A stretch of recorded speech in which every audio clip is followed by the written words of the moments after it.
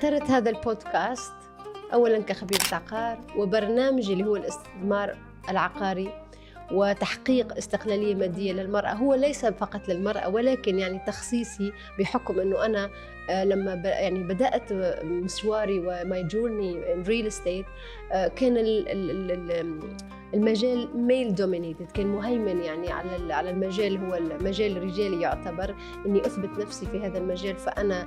قررت اني اعمل بودكاست يساعد كل شخصية، كل مرأة طامحة عندها طموح حابة يكون عندها استقلال، ما ضروري يكون عندها عمل قار، ولكن هو برنامج ودروس خاصة عن طريق أكثر من ابليكيشنز وبلاتفورم أو منصة تساعد النساء الطموحات أنهم يكونوا مستقلات ماديا. لماذا الاستثمار العقاري؟ لأنه هو أكثر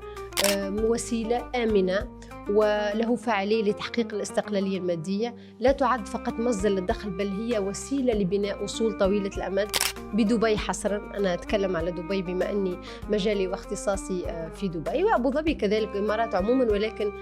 بما أنه دبي واجهة استثمارية عالمية ولها عوائد كبيرة،